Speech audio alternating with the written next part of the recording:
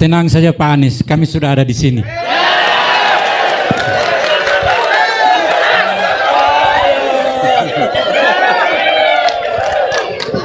Perkenalkan Pak, nama saya Budi Sutamin Ibrahim, petani milenial Gorontalo.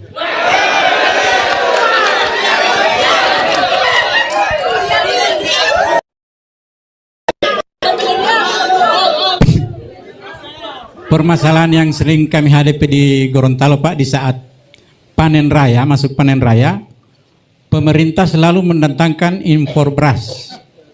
Untuk itu bagaimana kiat Pak Anies untuk menangani impor beras di saat Bapak insya Allah terpilih nanti? Begitu juga Pak yang selalu kami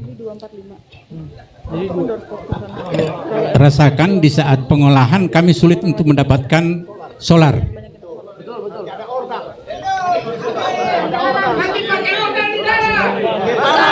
Lagi Pak, insya Allah Pak Anies menang besar di Gorontalo.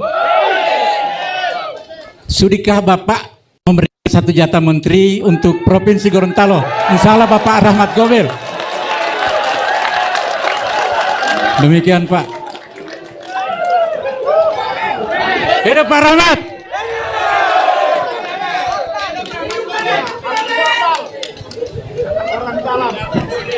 Pak Budi nggak mau jadi menteri, Pak Budi? Cukup jadi petani saja Pak. Ya, gini Pak. Terima kasih. Ini salah satu yang dikeluhkan.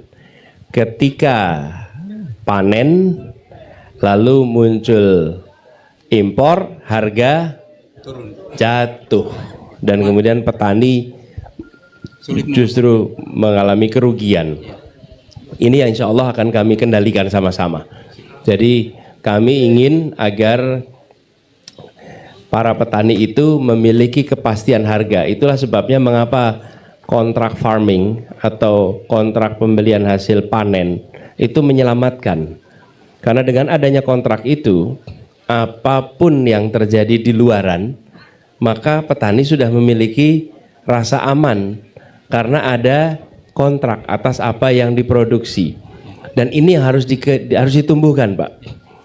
Dan kami melihat ketidakpastian itu sistemik, artinya bukan sesuatu yang disebabkan pribadi-pribadi, tapi keseluruhan tata niaganya menimbulkan ketidakpastian.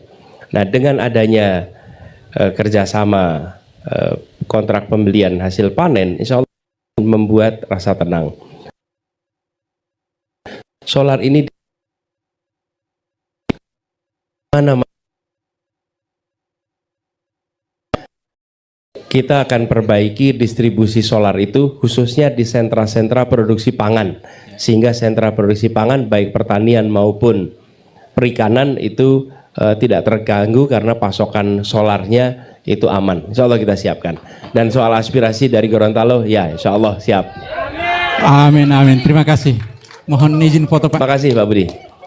Yuk Pak Budi, mana HP-nya Pak Budi? Tidak punya HP. Oke, berdiri aja, berdiri. Anda berdiri, yang mau berdiri. Nah, gini, yuk.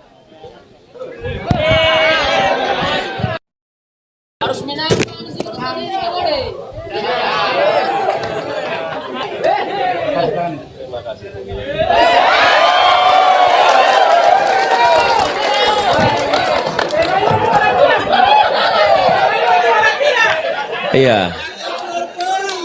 Itu pelukannya hangat Pak, cuman capingnya tajam Pak.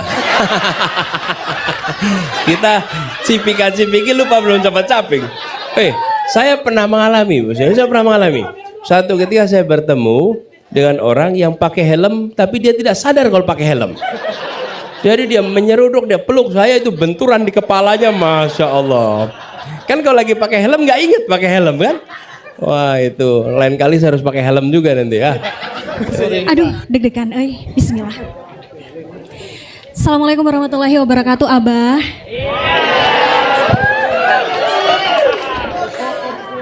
Abah, saya adalah salah satu guru honorer di sekolah yang ada di Gorontalo. Kita berbicara tentang agrikultur tadi. saya melihat Bapak bagaimana wilayah-wilayah di Indonesia itu maju dengan pendidikan agrikulturnya. Kita pengen kalau kemarin kita udah berkoar-koar dengan pendidikan maritim, kita coba Bapak next 5-6 tahun ke depan Gorontalo harus punya porsi potensial untuk jadi pionir bahwa Gorontalo maju pendidikan agrikulturnya. Kenapa? Karena kami ke depan di tanah kami sendiri yang memegang yang di tanah kami ini malah dipegang oleh orang-orang di luar. Sementara nasib anak-anak kami nantinya atau bahkan kami di usia milenial sekarang itu masih belum tentu nasibnya di tanah sendiri. Bagaimana Abah nantinya insya Allah menjadi seorang calon presiden? Mbak, waktunya Mbak. Mbak. Abah, Ini idenya bagus sekali. Jadi dengan adanya kemajuan ilmu pengetahuan di bidang istilah kami agro maritim. Jadi Indonesia ini kepulauan, ada satu aspek adalah kegiatan pertanian, satu aspek kegiatan perikanan. Dua-duanya itu sama-sama di kepulauan ini perlu pendidikan. Dan tadi menarik sekali, ilmu pengetahuan terbaru di bidang ini sangat diperlukan supaya peningkatan nilai tambah itu terjadi. Kalau kita hanya meneruskan apa yang sudah dikerjakan oleh generasi-generasi sebelumnya, baik-baik saja. Tapi banyak proses yang bisa dikerjakan lebih efisien, bisa lebih efektif, dan harapannya nanti nilai tambah itu lebih besar lagi. Nilai tambah itu apa sih? Nilai tambah itu begini. Ketika kita memproduksi misalnya jagung hanya sebatas jagung saja dan tidak ditingkatkan menjadi hasil olahan, maka pendapatan yang diterima ya sebatas timbangan jagungnya. Tapi kalau dia sudah bisa diolah, maka akan mendapatkan pendapatan lebih tinggi lagi. Lalu soal pengolahannya, ketika kita menanam jagung dengan cara yang tradisional, dengan menanam jagung dengan ilmu yang terbaru, maka kita akan bisa mempercepat proses penanamannya, mempercepat proses panennya, memanfaatkan teknologi, dan itu membutuhkan ilmu. Jadi Bu Guru Miss Septi, Bu Guru Septi, terima kasih. Idenya bagus sekali. Insya Allah kita inkorporasi Gorontalo menjadi agropolitan yang punya sekolah agriculture ya. Terima kasih.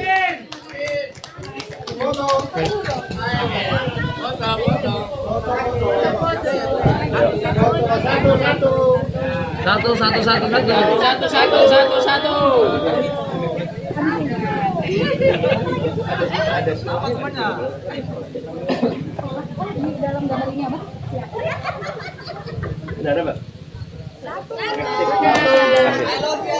Iya, terima kasih.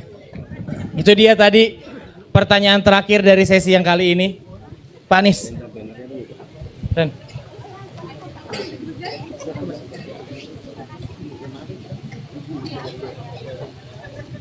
Ini salah satunya adalah hub komunitas petani kota dan sekolah.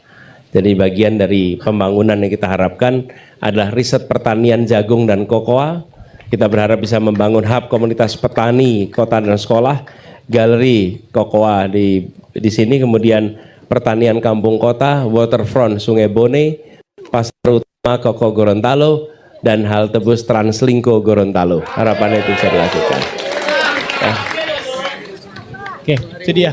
Pak Anies, sebelum kita tutup acara ini Pak Anies, saya ingin Adrian, ya. Yuk, siap. saya ingin mengajak Bapak untuk melihat ke belakang, Pak. Betapa indahnya Gorontalo, Pak. Ya. Sebetapa indahnya Gorontalo, tapi petani-petani di sini masih kesulitan menjalani hidupnya. Jadi harapannya, Ya. Saya mendengarkan. oke. Jadi harapannya semoga ada perubahan di Gorontalo ini, Pak. Ya. Semoga petani-petani ini menjadi makmur. Ya. Dan betul. Tadi ketika saya sampai ke sini, Pak, ini salah satu latar belakang Desak Anies yang terbaik yang pernah saya lewati. Karena ini bukan visual yang dicetak. Ya, ini backgroundnya luar biasa. Ini menggambarkan kekayaan alam. Nah, kita harus melakukan begini. Apa itu perubahan? Kalau boleh saya sampaikan. Perubahan itu adalah ikhtiar kita mengubah harapan jadi kenyataan. Kita punya harapan, tapi harapan itu tinggal harapan bila kita tidak bekerja untuk membuat harapan itu jadi kenyataan. Nah, kita ingin agar para petani di Gorontalo bisa menjadi petani yang mampu menabung. Mampu menabung. Saya sering sampaikan, ukurannya apa sih berhasil itu? Bila petani bisa menabung. Selama petani belum bisa menabung, berarti petani belum sejahtera. Apalagi petaninya tekor. Betul tidak? Terjebak hutang A, B, C, D, F, G. Ketika mereka panen, hasilnya dipakai untuk membayar hutang.